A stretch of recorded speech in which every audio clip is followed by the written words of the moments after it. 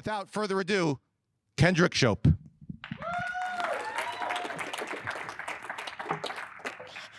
Thank you, Frank. Hello, Rockstar Automotive. Hello, hello, hello. First off, what a pleasure it is to be on stage, to follow Ask a Millionaire. That's amazing. And to get y'all prepped up for Lisa Copeland. It's such an honor to be here. I want to start with traditional, good old Southern, authentic selling thank you, because I know that in order to be here, you took time away from your families, which may be a good thing for some of you, time away from your kids, and time away from all the fun that you could be having in Vegas. So thank you for spending a little bit of time with me. As sure as my hair is red, it's going to be memorable. Now, I have to tell you, I've got a little freaky sideshow thing here. I don't have a joke. My husband and my daughter tell me I'm not funny. As a matter of fact, my nickname in our house is Queen Cactus. So funny is not my deal, but I do have a little sideshow. And that is that I can see the future. And I know that at some point, the majority of you are gonna think this question while I'm talking. So let's just clear it up right now. At some point, you're gonna wanna know, where is she from? Everywhere I go, all over the world, people say that. We can be in the tiniest little town, true story. People sound like they don't speak English, and they will come up and say, where are you from? I am from the hills of Tennessee, a little place called Sweetwater. We call it God's country. So if y'all want to pick up a little Tennessee hick, a little twang, that's where you go to get it. And now, enough with my sideshow, because y'all didn't come here for a sideshow, right? So why did you come? Shout it out. Why did you come here? Why did you take time away from your families, from your businesses, from your dealership? Y'all shout. Y'all talk back. Why are you here? Learn from the best. Grow. Sell cars. Yeah. Make money? Yeah. Okay. What? Yeah. Yeah. All right. Well, so let me just tell you, I lost my train of thought. That doesn't happen to me too often. 7 years ago, I created a sales process called authentic selling. Authentic selling, it has helped entrepreneurs make millions of dollars in revenue, and we have the leading sales training online for women. Why do you care about that? Because authentic selling is going to take what you already know how to do, and it's going to put a really unique spin on it. And when we put that spin on it, as sure as my hair is red, you're going to be able to make more money. You're going to be able to help more people, and it's going to feel good. So let's talk about the 5 foundations of authentic selling. Now, here's the thing about selling, y'all. It's not rocket science, right? How many of you in here consider yourself good salespeople? Look, there you go. Lots of people. So what I'm about to tell you is not going to go, it's not going to blow your mind. As a matter of fact, some of you are even going to think, okay, I've been there, done that. But if you will stick with me until the end, I guarantee you're going to hear something that's going to change what you think about what you do. So the 5 foundations of authentic selling. When I started my business, I run a business much like what Sean talked about on the internet. People say to me all the time, what do you do? Well, I play on Facebook a lot all day long and interact with people. And when I started this business 7 years ago, I decided that we needed commandments. I'm from the South, so we needed the 10 commandments of authentic selling. Well, so far we've only got 5. But, so I'm going to give y'all the 5 commandments. And every time I lose my way, every time I am confused about how to handle a process, every time I want to make an extra whatever, $100,000, $200,000, I go back to these commandments. The first commandment is create a raving fan with every interaction. Now, that's not rocket science, right? But I want you to ask yourself, how can we be different? How do people walk into our dealership and walk out and go tell everybody they know, you have got to go buy a car from whatever. Because I got to tell you, buying a car is not fun. I'm sorry, it's not. It's fun to drive out in your fun new car, but the process is not fun for people like me who don't know what they're doing. So how can you create a raving fan with every interaction? And on top of that, how can you create a raving fan from the idiot who is driving you crazy sitting across the table from you? That's not easy to do. But when you create a raving fan with every interaction, you have just unlocked the best form of advertising on the planet. It's better than Facebook. It's better than Instagram. It's better than a commercial. It is word of mouth. And it's free. Free advertising. So foundation number one is create a raving fan with every interaction. And I'll tell you where this is tough for me personally. We get hate mail. We get hate mail all the time. And it's not fun to create a raving fan when somebody says, "You're not near as cute as you think you are, sweetheart." That's not always the funnest thing in the world to respond to. So, but when you, and I'm not saying be a doormat. There's a difference between creating a raving fan and being a doormat, right? But how can you create a raving fan with every interaction? Which leads us to foundation number two. All things being equal, friends buy from friends. All things being unequal, friends buy from friends. Now, you don't have to make everybody your best good friend like Forrest Gump. But the psychology in this is researched and proven. People like to do business with people like them. Lisa Copeland, who you all know, she is infamous in the car world, in the auto world. She knew this. She lived this when she worked at Fiat. You see, it wasn't just about buying a Fiat.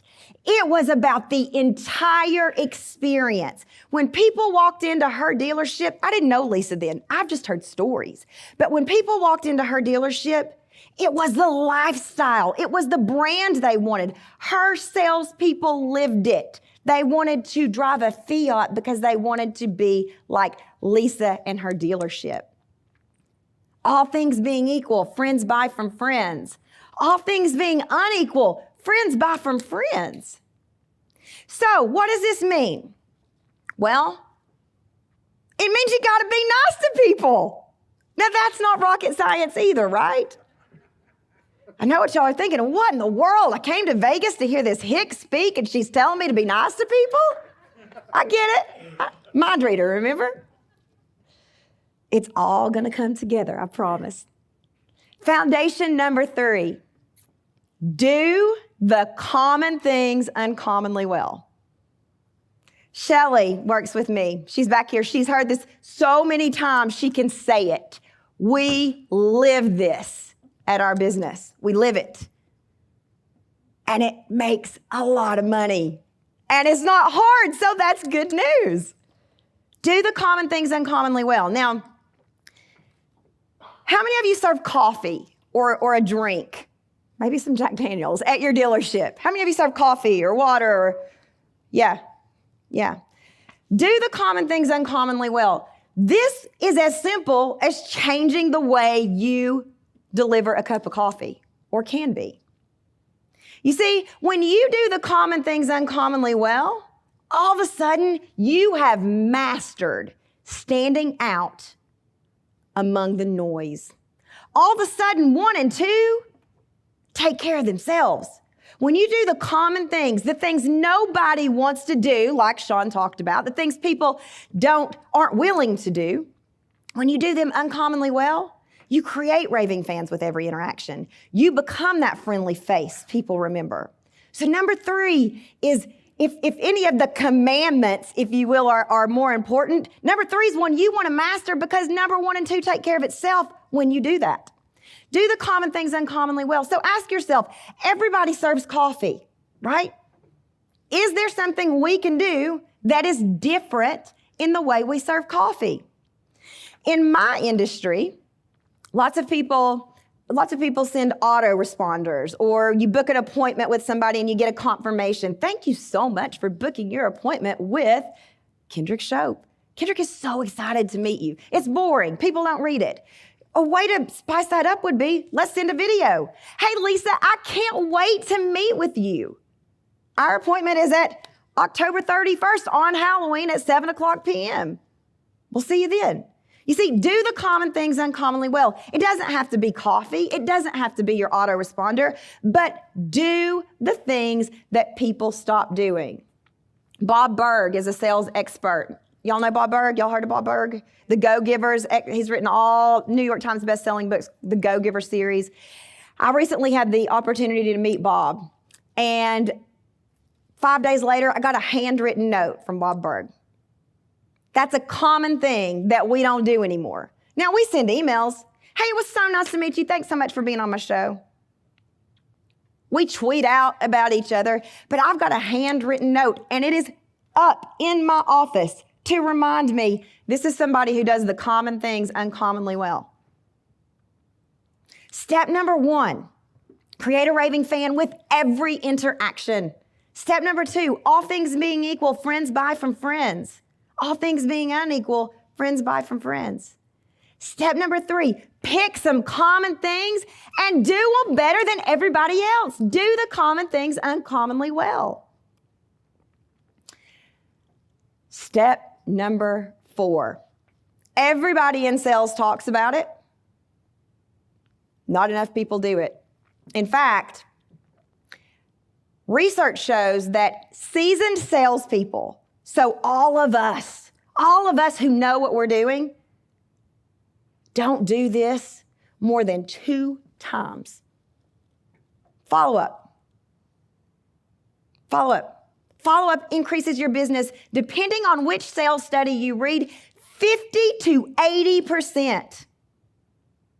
But it is so easy not to do. That she wasn't interested in buying a car. Oh, she had to go home and talk to her husband. Oh, he had to go home and talk to her wife. But you got to follow up the right way. True story. Last year, I was sitting at home and I got a text message from the place where we take my car in to be serviced. And the text message said something along the lines of, we're having great sales this weekend, 0% interest. Come on in, we can lower your car payment. And my car was paid for. So I responded back, thanks so much, but unless you're gonna give me a car, my car's paid for, you can't lower my payment. I was trying to be funny. I never heard back from the person. That would have been a great opportunity for somebody to follow up with me and say, oh my gosh, you're right, we can't lower it. But instead, I don't know. But they didn't follow up. I'm sure their thought was, oh God, I just made a complete ass out of myself. I'm not gonna ever email her again. I'm not ever gonna text her again. Follow up. Let me tell you how important follow-up is, because you can quote all the statistics you want, and we've all heard it. Let me tell you how important follow-up and do the common things uncommonly well is. About 4 years ago, actually, I should tell you all this. I'm a stereotypical woman. I like my Starbucks in the morning. I really don't like for you to mess with me until I've had my Starbucks in the morning. And that's just the way it is. And I say stereotypical woman because that's what everybody says. Oh, you're the stereotypical woman who has her Starbucks in the morning. Yes, I am. So about 4 years ago, I dropped my daughter off from school. My daughter and husband came all the way from Bentonville, Arkansas to watch me today, to be here to support me. Thank you all for being here. So I dropped my beautiful daughter off at school in Bentonville, Arkansas, and I went through the Starbucks line, and I was not made up. I had on my sweats, my hair was in a bun, no makeup, and the person says, good afternoon, welcome to Starbucks. And they were just a little bit too eager, and it was like 7:30 in the morning, and I was like, afternoon? Well, then the person says, I'm sorry, I clearly haven't had my coffee yet. Good morning, welcome to Starbucks. So I was like, holy cow, this person's like me after I've had my coffee. So I go around, and this gentleman who, he's so tall, his head would be near the ceiling. He looks like he plays professional football, leaned out and he said, I'm so sorry. And I was like, not a big deal. And he was like, hey, did you go to Maryville College? I had on this ratty Maryville College t-shirt. Now we're in the line, the drive-through line. I was like, no, my brother played football there. Oh my God, I played football there. All things being equal, friends buy from friends. He made a connection. So now all of a sudden, This man knew that I had a connection to Tennessee. He also knew he had said good afternoon, not that it matters, instead of good morning. But this Starbucks was 10, 15 minutes out of my way. But I kept finding myself going back and learning more and more and more about Stacy. That's his name. He was always so happy to see me. 4 years later, I get my Starbucks cup of coffee from Stacy and Bonnie and Jim. It's like Cheers, where everybody knows your name. They write my name on the cup and they say, it's Friday. Love your shoes, Kendrick. Oh my God, we missed you. Where have you been? Why? There's a closer Starbucks. As a matter of fact, there are probably 3 Starbucks that are closer. Why do I drive to that Starbucks? Because they do those 4 foundations really freaking well. Stacy found me. So shortly after that, actually a couple of years after that, I was on the Steve Harvey show. And I didn't tell anybody I was on the Steve Harvey show, but Stacy had followed me on Facebook. By this time, we had exchanged names. I walk in and he's like, everybody, this woman was on the Steve Harvey show. She's amazing. Stacy in Starbucks. It all started from a good afternoon instead of a good morning, and he was a little bit too friendly for me. Do the common things uncommonly well. All things being equal. Friends buy from friends. Find a connection. Follow up. He followed up with me on Facebook. And I tell everybody I know about this Starbucks. Recently, I did a post about Stacy. I've got a big picture of me hugging on Stacy in Starbucks. And I was amazed because all these people in Bentonville, Arkansas said the exact same thing. If you go to my Facebook page, you can see it. I drive to this Starbucks to see Stacy too. I drive 15 minutes out of my way to see Stacy too. Create a raving fan with every interaction. The 5th foundation of authentic selling is by far and away the most important. By far and away the most important. It is the magic word in our household. Most of y'all probably think, well, that's got to be please, because she's Southern. Nope. What's the magic word in our household, Hallianna? Believe. Now, it's not enough to believe in your products and services. You need to, but it's not enough anymore. It's not even enough to believe in your ability to sell them. You need to, but if you want to stand out, if you want to sell more cars or more anything, you need to believe in the life-changing difference that those things make. Now, you may be thinking, I sell cars. I mean, everybody has a car in the United States almost. I don't know that they change people's lives. It's not like selling a heart drug. You are not sold on what you sell if that's what you think. I sold lumber. I was a top performing sales rep for a company called Georgia Pacific, and then I sold drugs, the legal kind, the pharmaceutical kind, before I started my own business. And I gotta tell you, I was as out of place as anybody can be selling lumber. I mean, I was, look at me. Walking lumber yards with my cute little shoes, they were boots, and my hard hat. I didn't know the first freaking thing about lumber except I don't want splinters.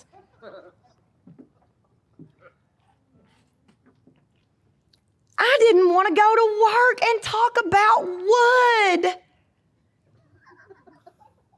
See, y'all get to sell cars. Wood, y'all. Wood. I had a problem because I wasn't going to sell anything. I wasn't going to be any good to anybody feeling that way. But shoot, it was wood. Wood's a lot like cars. You see, what I can now tell you about wood is it can be pressure treated. It can come in different sizes. It can come in different thicknesses. I can tell you all about wood. I can bore you to tears about wood. But that's not the difference that wood makes. You see, I had to sell myself on the difference that wood made before I could sell the features. When car salesmen sell cars, they sell the features. And that's okay. Power steering, power door locks. I love my seat warmer as much as anybody else. I do. I like my sunroof. I like for my hair to fly through and it look like fire coming out the top or whatever. But oftentimes car salesmen forget the life-changing benefits of an automobile. Just like I wasn't sold on the life-changing benefits of wood. Now, I can tell you all the things wood does. It frames this hotel we're in. Actually, it's probably framed with steel, but I sold it too. People board up their houses when hurricanes are coming. Like, I can tell you how I sold myself on wood, but you don't care. So let's talk about automobiles. We live in a country where everybody, or nearly everybody, has one, and we're desensitized to the life-changing magic of automobiles. But you see, you're not just selling power steering, anti-lock brakes, a sunroof, a seat warmer so your butt doesn't get cold, a seat cooler so your butt doesn't sweat, which I appreciate that as well. You are selling not just transportation. You're selling the drive on the way to deliver the baby, right? You're selling the car that you take on a family vacation. You are selling the car that I got in after I quit my corporate job, and I called my mom from Chicago and I said, oh my God, I quit my job. And there was dead silence. And the car cried in and said, I don't know what I'm gonna do. I quit my job. You're selling the result of the American dream. Think about this. You see, all of us salespeople have heard complacency is the killer of teams, right? I think there's even a book about it. Complacency is the killer of great teams.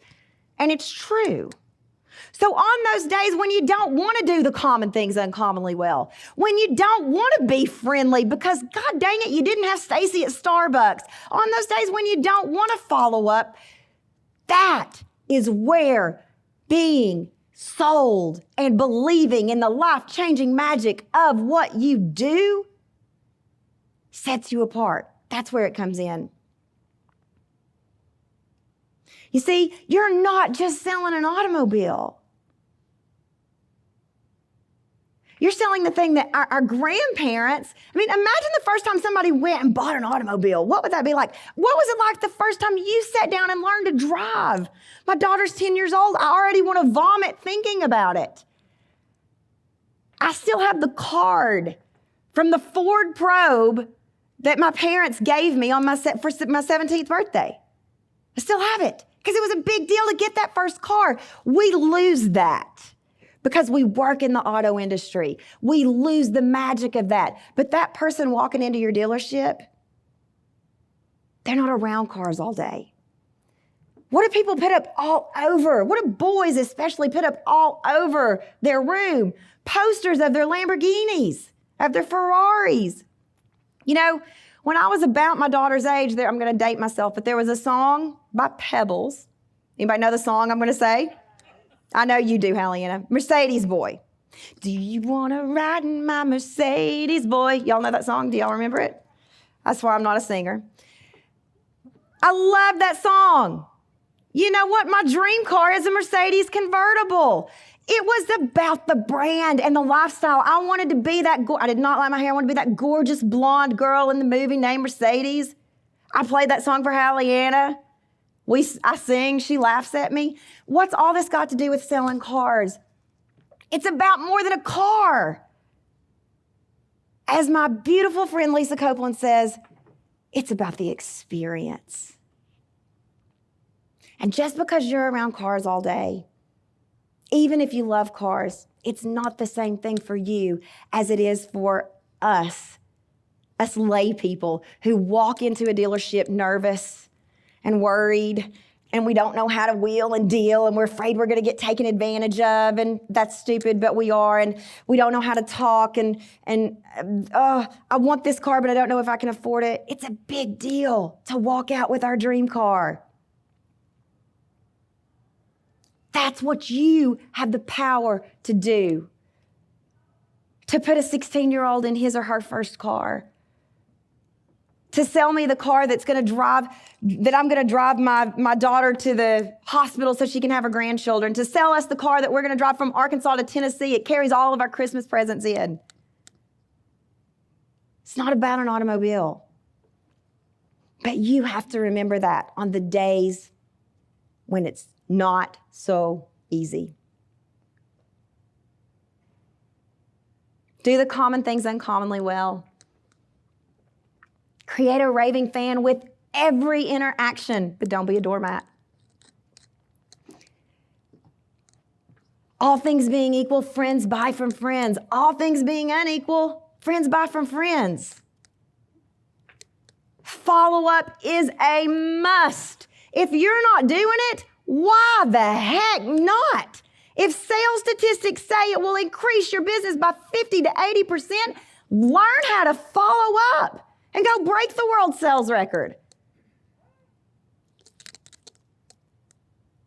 Belief, not just in your products, not just in your ability to sell your products or service, but in the life-changing abilities of what you're selling.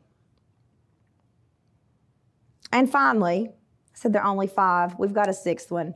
The 6th one is, if you're engaging in an activity that makes you feel icky, sleazy, slimy, gross, stop it.